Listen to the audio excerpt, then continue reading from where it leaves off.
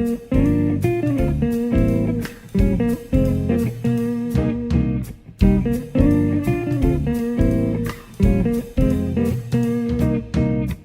hear me, man? Yep. Hey, Joe, how you doing? Great. Good to see you, man. See you. Everything going all right? Great, man. Great. Good, good. Cool. I know you want to run to church, so we'll get this. Are we? Is this video or audio? It's both, but I All can. right, hold on. Just wait 1 second. Okay.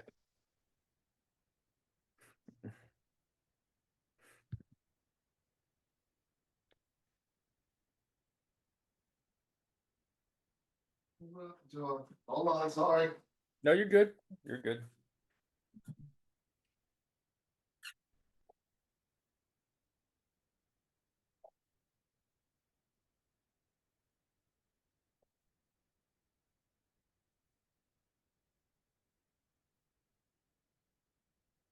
Doo-doo-doo-doo.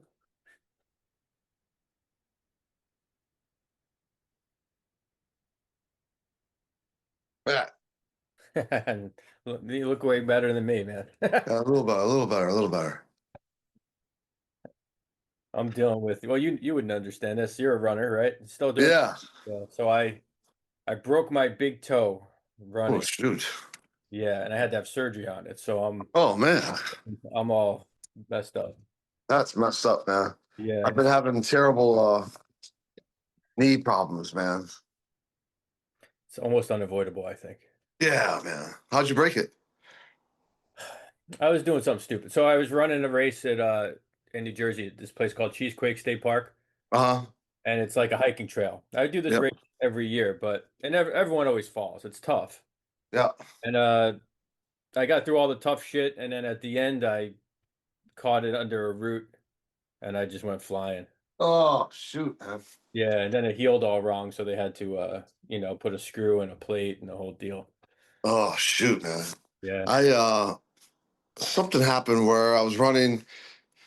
My knees were really bad anyways, but run was okay. This was like 3 months ago, and then I got on a treadmill because my friend was in the gym, but I haven't used a treadmill in like 20 years, and I just like, oh, I wonder. I just wanted to go back because we used to have a system back then with the saxophone player Eric Alexander, and well, let me just see because I remember exactly what we used to do, and the main point was to get in the 8.0. It was and I think that was like a mile and maybe 10 minutes or 8 minutes. I forget what it was. Uh-huh. Uh, Probably closer to 8 at 8.0. Yeah, that's fast. yeah. So then, but like, and then warm up was like 5. And then I got on there just to see how fast I was running outside. I'm like, man, at 4.0, I was like, wow. I'm really slow, man. And I said, let's just see what 5.7 was like. And then I cranked it up to 8. And for like 2 minutes, like it's too fast for me. I mean, it was just too much. And so I stopped. Felt good. And then I went out to dinner, but I didn't stretch. And I just sat there for like an hour and a half with my legs bent. Bro, something happened, man, where I couldn't even stand up straight. It was massive pain. And like an idiot, man. I the next day I was in New Orleans. It was my birthday. So I tried to run like a mile and a half, Mm. like limping. And then it's like your toe, it didn't heal. It hasn't healed right. And it's been 3 months. And it's affecting other parts of my leg, man, like the arch of my foot and then my calf. It's like it's messed up, man. Yeah, I know. This running stuff is it's Yeah, so good for the mind, but it beats up your body. It really does. yeah, for sure, man. All right, let's get to the music, man. Okay, Cool. So I mean, this is in promotion of your new record. So yeah, let's just start there. Tell me about the concept of the record, how it came about. great. Well, the big room was something I heard Max Roach talking about and Jackie McLean talking about, like something maybe they gleaned from Charlie Parker, like that next dimension when you're playing and you go into a room where you can arrange there's nothing there, but you can arrange where you put your own furniture or whatever you want to do. And it's basically a freedom, and because you got to a point where you're just playing free. You're not thinking about things. And it's just like a fourth dimension. And very few people get there, like Coltrane and Bird. And Max was talking about that, doing that with Bird.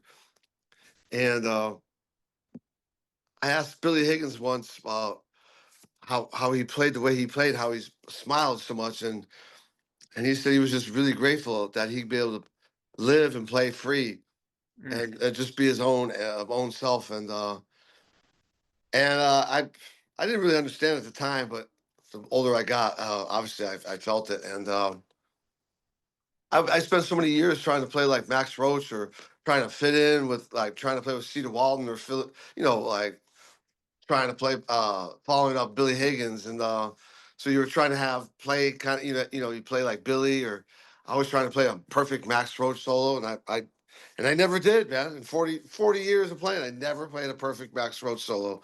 So obviously, it's hard to be free when you're doing that.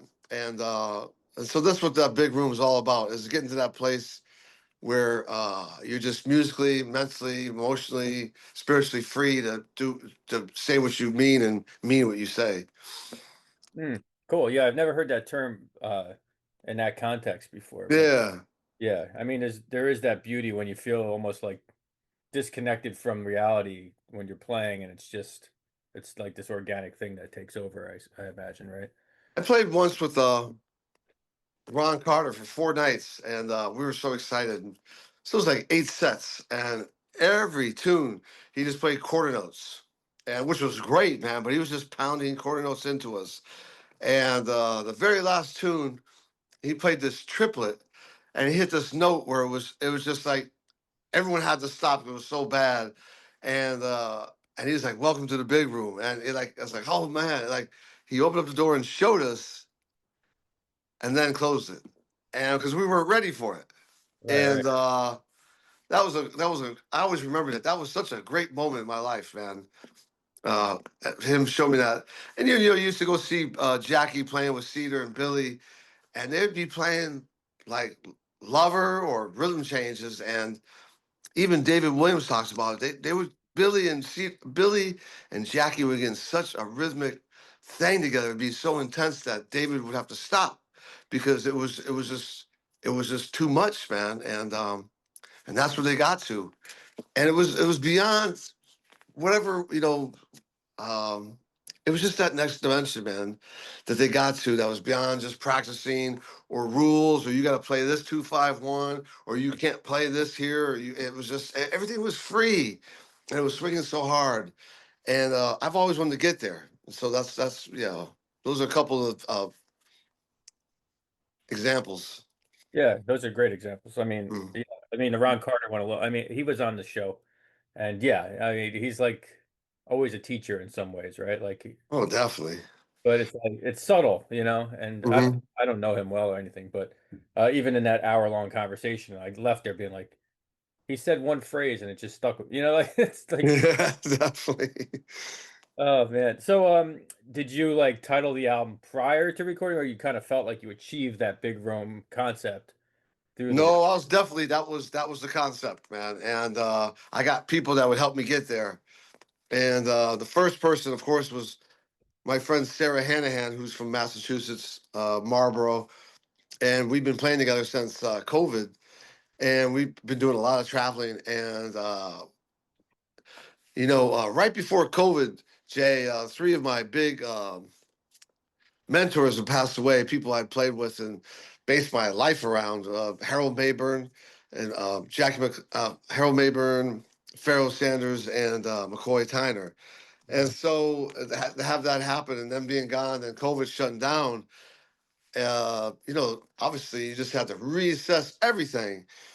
And we were doing this live stream, and I saw Emmett Cohen doing all these live streams, getting like 10 million people, and I was like, oh, well, let's join in on the fun. And we did it. We got about 10 people. Like, oh, that didn't work so well. Let's keep doing it. And we did it the next week and got like 15 people.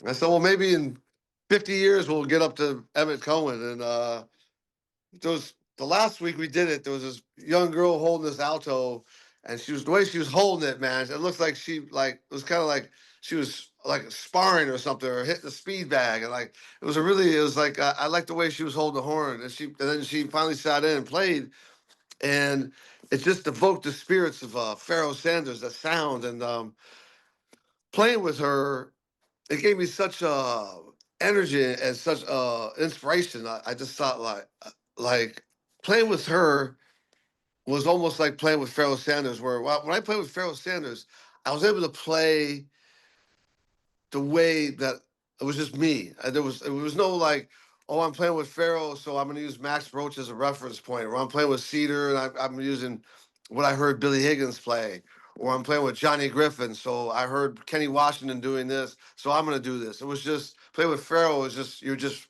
playing yourself, and I really never really did that a lot, and so that's what was great about playing with Pharaoh, and that's what was great playing with Sarah Hannah, and so she was definitely the focal point, and then I just needed to surround the rest of it with people that I love being around, like Emmett Cohen, who I've been playing with, great piano player. I call him like a modern day Benny Golson. He's Mm. just a majestic feeling. I love the way he lives his life, and Yasushi Nakamura on bass is to me he's a young legend, man. His bass notes sound like Tommy Flanagan meets Billy Strayhorn meets Oscar Pettiford.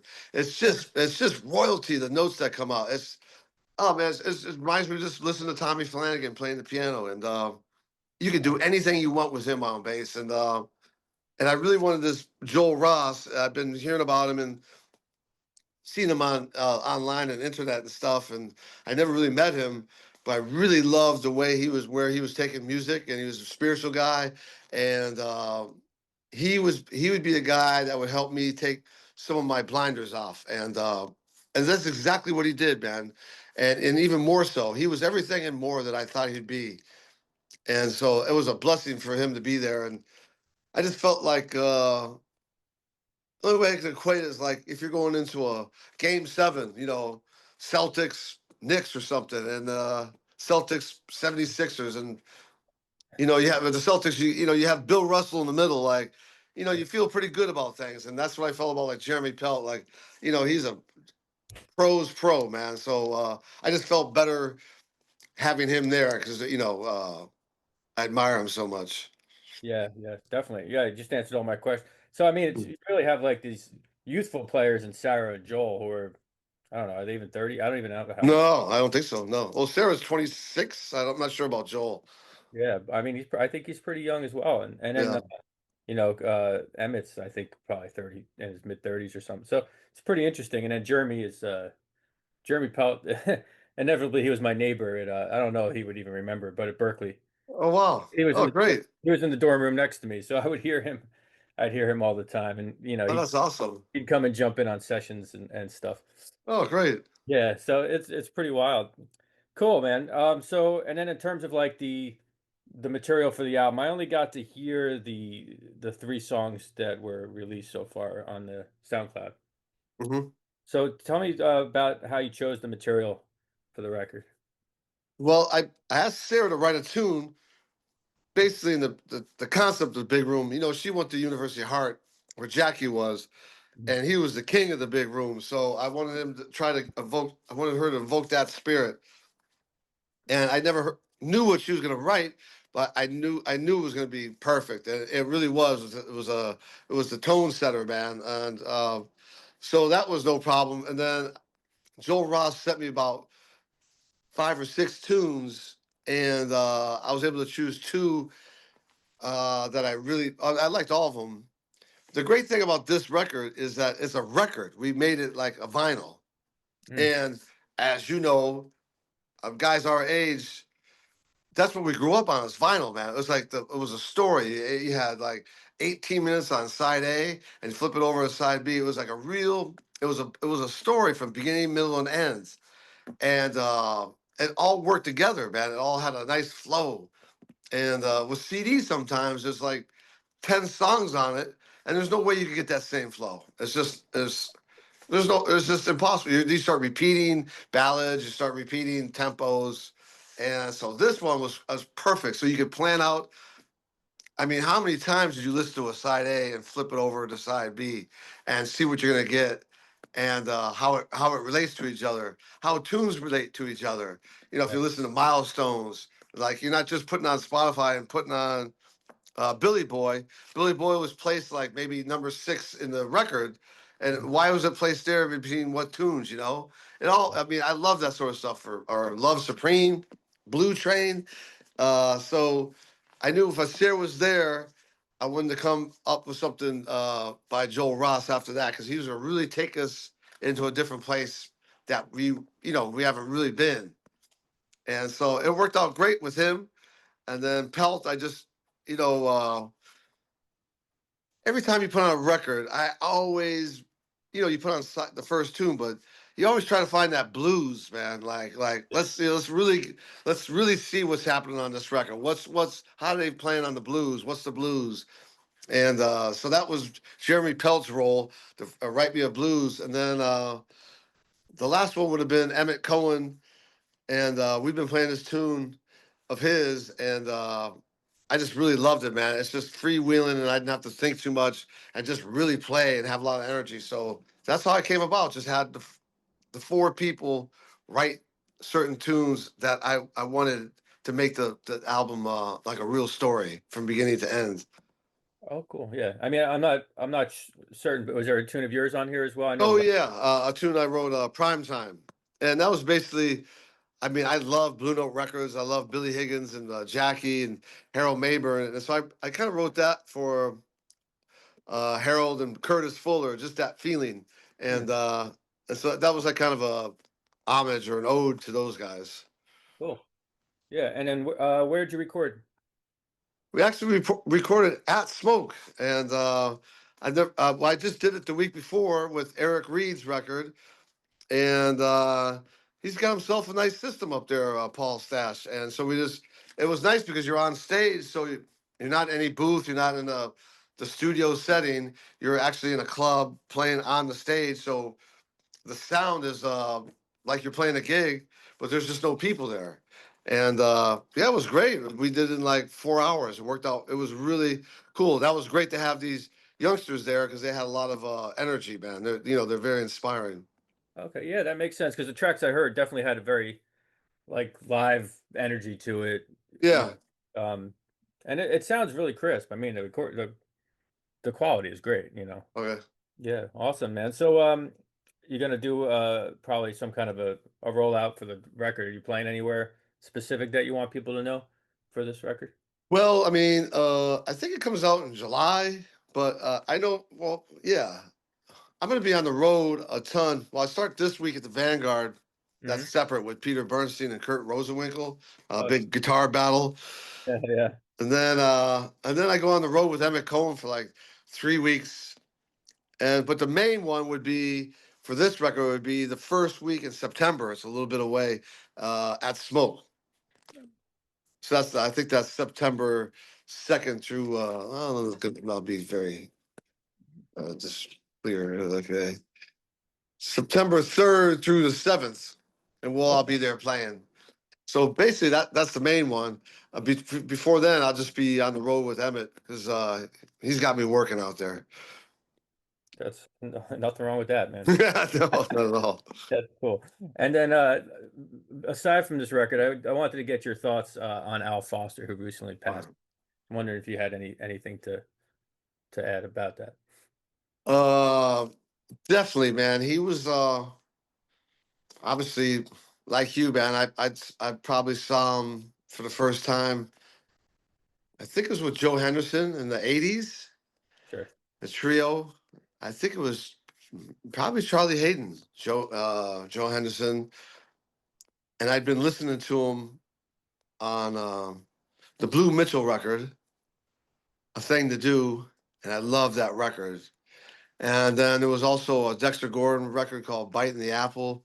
Mhm. And he was just amazing. It was like first thing I noticed was his like how happy he was when he was playing, how intense he was, and then like the dynamics, which really messed me up, man, because it was like, so, like his soft was so soft, and then the loud was really strong. And I started meeting him. This is funny. When I was in college, there was a phone book that was the Musicians Union phone book. Everyone that was in the union was in this phone book. Jack DeJohnette, Tony Williams, Walter Davis, Walter Bishop, um, Barry Harris, Sonny Rollins, Wayne Shorter, and I would go home. Me and my brother John would play in the street for like 5 hours, make some money, and I'd go home in his house and call everybody in the book. And a lot of people wouldn't pick up, and a lot of people would hang up on me like, "What are you doing, man?" And the only person that was nice to me was Al Foster. It was just strange. This is 1987, so I was Right. a sophomore in college, and he I began to meet him, and then he would see me play sometimes, and he was so supportive of me, like, and he was the first guy outside of this other drummer, Leroy Williams, that he made me feel that you belong. It's like I always felt like there was such a massive separation between the giants and guys like myself, and you'd never get there, or you're just like you're basically like there's the major leagues and you're in Double A, and he made it sound like yeah, it's possible to get up here with us, and made me feel like I belong, which was massive because you feel like an outsider a lot of times, and he was really so supportive, man. He was the one time I was playing with Kenny Washington in a drum battle, and this is another thing that happened right before COVID that kind of got me into the big room was I was playing with Kenny, so that's nerve wracking enough.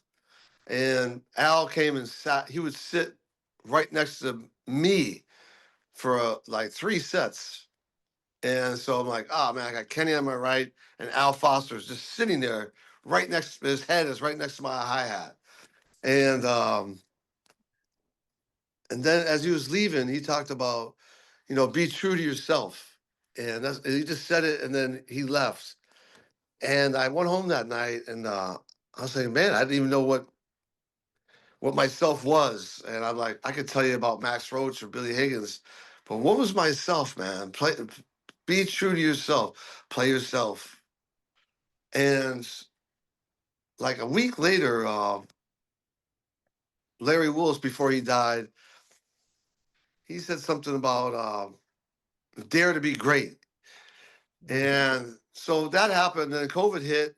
These guys had passed away, and I kept thinking about what Al said. There was a story about that Billy Hart told me. It's a great story, man. Great that during same time, it's all happened during the same time. You look back on it, and you can see the progression of change. And Billy Hart was telling me that once there was a drum battle between Al Foster, Billy Hart, and Philly Joe Jones. And the MC was Papa Joe Jones. Hmm. And just so happened that Max Roach was also there. And so immediately Philly Joe Jones started kicking some butt. And so they like, uh-oh. So they tried to do their best Philly Joe Jones impersonation, It didn't work out so well. And Billy was kind of pissed off, man, like, like, because of how great Philly was. Max Roach got up on the stage, and so his back was towards Billy's drums, but he reached behind as he's looking forward and just tapped his tom tom, was tapping it, basically like telling Billy, like, sit down and listen to what I'm saying. And then Max went and proceeded to saying, you've got to get your own sound. He was talking to the audience, the importance of getting your own sound and what he learned from Bird and so forth. And he said that Billy and Al Foster that day agreed within 5 years they were going to get their own sounds. Huh. And he said, Billy's a very humble guy. Obviously, he said, I never got it. I never did get my own sound, but Al did. And I said, oh, Billy, I think you did too. And as I was thinking that, and that's when Al said to be true to yourself and what he went through. It was like a massive lesson to me, man. It seems simple to a lot of people that it comes naturally to. It just didn't come naturally to me. Yeah, yeah, I get that. I mean, we spent so much time studying the masters and trying to emulate their abilities, I guess. And then the next step, or sort of the last kind of step, is becoming incorporating that into your own personality, right? Hmm. I think, and it's really something I think every jazz musician tries to achieve or should. It seems. Oh, yeah, you have to. I Yeah. mean, you have to. I mean, he was also the only guy we both loved, Art Taylor. And Oh, Art Taylor gave him his first drum set. It might be like his not like what do you call it? Like almost like a Godfather, but something like that. But not that. There's another name for it. I just can't think of it. But Art Taylor was that to him and gave him his first drum set. And so he loved Art Taylor. From all the drummers I knew, he was like, and he's playing all this modern stuff. It always went back to Art Taylor and Max Roach. So it was just great to. It was really reaffirming to me how much those guys meant to him. hmm And he talked about when he was younger with damn near Sonny Rollins and it wasn't Clifford Brown, of course, but maybe Kenny Dorham. And it was Max Roach was playing. He had a whole week. For some reason, Max couldn't make 2 nights or 3 nights. And they called, I think, I'm not sure who recommended him, but they called Al Foster, who was like 19 at this point, to play in Max Roach's group. Yeah. And he just really kicked ass, man. And it's just his reverence for Max. You know, a lot of times you don't hear those guys' names anymore. And it was Mhm. so great coming from someone that was on top of his game, playing with everybody, modern, traditional, whatever you want to call it. And to have those conversations, man. Oh, man, and talk about Monk. And we did this interview. He asked me to interview him for the a lead story on Downbeat, which was kind of incredible. I mean, that came about. And Yeah. the stories were crazy, man. How he met Miles and sitting in with Philly Joe Jones and playing with Monk. And it was like, man, just the life he led, you know? Yeah. No, he did it right. Yeah, Yeah, he did it right. yeah, definitely. Awesome, man. Thanks for sharing that. That's really cool. Yeah, I think I always think of Alpha just as a singular voice in the way he played, and haven't Mhm. seen a lot when you really feel it when you I got to sit like really close to him on one gig and it was something else. You knew right away Yeah, something different. yeah. It I was had someone gave me a cymbal and it sounded like kind of like Al's. And I'm like, it was a good cymbal, but I couldn't play it, man. I was like, it's too much Al Foster, man. I was like, it was just like destroying me, man. I can't do it, man. You start trying to play like them, but you yeah, can't. It's impossible, and you just hear his sound. It's almost like playing a flat ride, and because Roy Haynes is, yeah, no. it's just impossible to do, man. Yeah, that's interesting. I've never heard it put that way, how like a specific sound of an instrument, but it does make sense, like Oh if you yeah, if you have a kind of a Pat Metheny-ish type sound, you're gonna like try to play like Pat oh Metheny. yeah, yeah. That's all you hear is him. Like this cymbal, all you hear is like Al Foster. Al sits slower, so maybe I should sit lower. Well, Al does this, and like you try doing it, then you're just like, oh man, this is too much, man. Right, which is the complete opposite of what he suggested you do, right? Without a doubt, man. Without a doubt, I gave him a pair of dice a long time ago. His son went missing and ended up being murdered, and it was really a hard time for obviously him, Right. and I gave him a pair of dice. I was weary how he would take it, and these dice everywhere, every time you throw them on the ground, it comes up both sides, God. And the first couple times I did it, I'm like, I wonder how that happens. But there was God on every single side of the dice. That's how it happened. Okay. And yeah, it took me a while. Like, wow, that's really crazy. And but I gave it to him, and damn, he said if he didn't keep him in his pocket for like 7 straight years. Oh wow, that's Yeah. So there's people that didn't know me as a drummer, but came up to me and said, "Oh, you're the guy that gave Al Foster his dice." wow, Yeah. So that's wild, man. Cool. yeah. All right, so what else, Joe? Anything else you want people to know?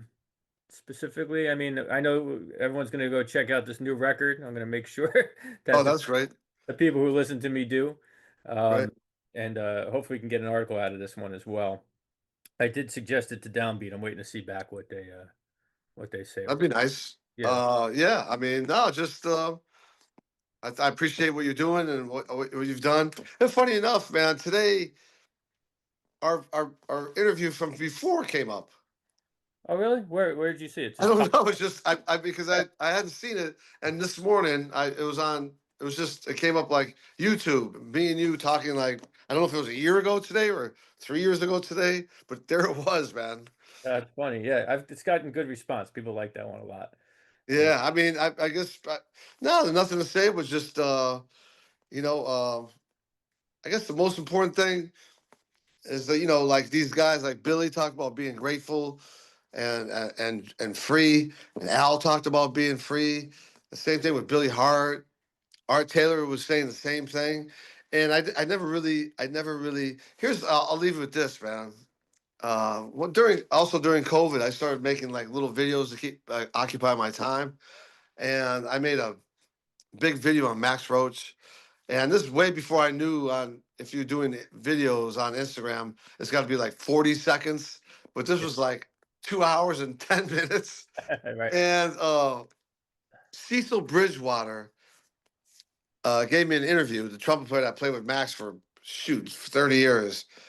And he recorded it, and it was like 35 minutes. I'm like, oh man, like, I mean, you got to like somehow edit it and break it down. But I sat and listened to it.